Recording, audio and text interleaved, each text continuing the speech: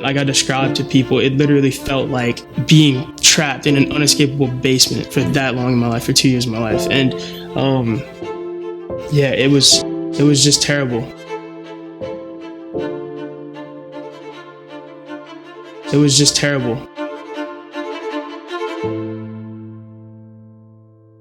My name is Beau Delatte. I'm from Donaldsonville, Louisiana. I'm 19 years old. So I grew up in a dominantly Catholic town. I grew up Catholic, went to Catholic school. You know, my family, we were church-going people, but we weren't church people, if you know what I mean.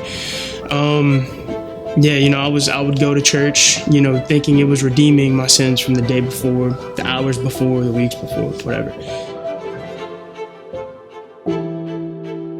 So we can go all the way back to 8th grade.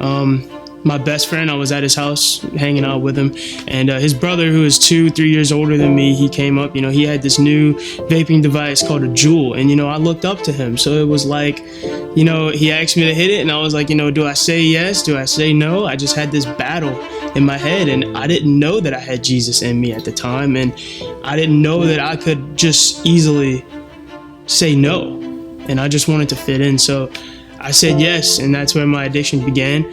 November 18th, 2020, I vaped pretty much every day of my life. Yeah, it wasn't pleasant either. It wasn't pleasant, but that's how it started.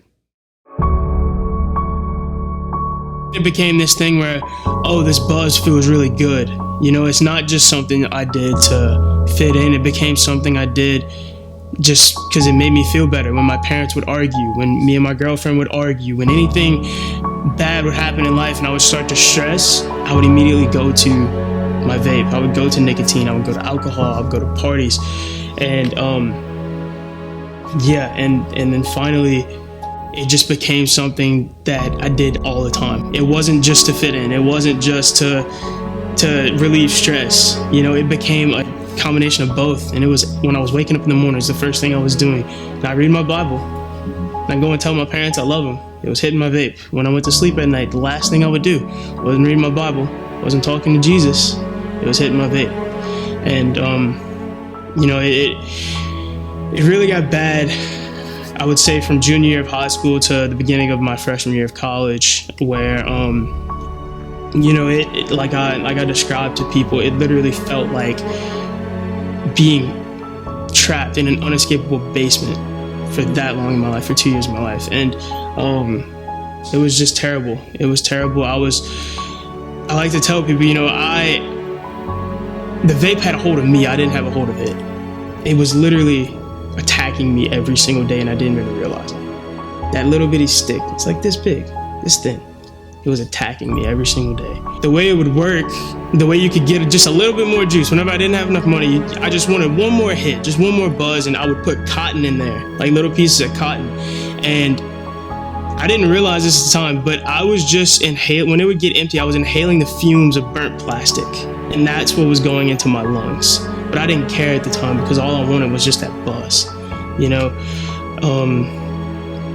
Yeah, and it, like I said, the main thing is I didn't have a hold of the vape had a hold of me.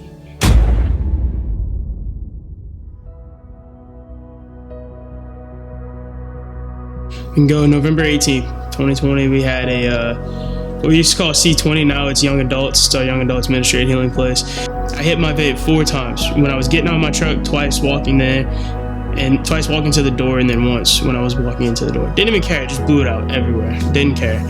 And I'm in that service, and there's a song playing, just sitting there, just soaking in the presence of God. You know, it was after the sermon, and my friend Paul came up, and he just said, you know, we really don't go to God, and we don't really thank him. We really just go to God and ask him for stuff. And that really hit me, because I was like, you know, this guy does so much for me, and I never really thank him. You know, all the things I've been through, all the drinking, the parties, the vaping, and I'm still alive today.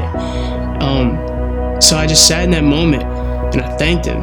And in that moment, my heart was open for like 1 second. And that's all he needed. That's all Jesus needed to redeem me for everything I did. And in that moment, I just fell to my knees. I cried.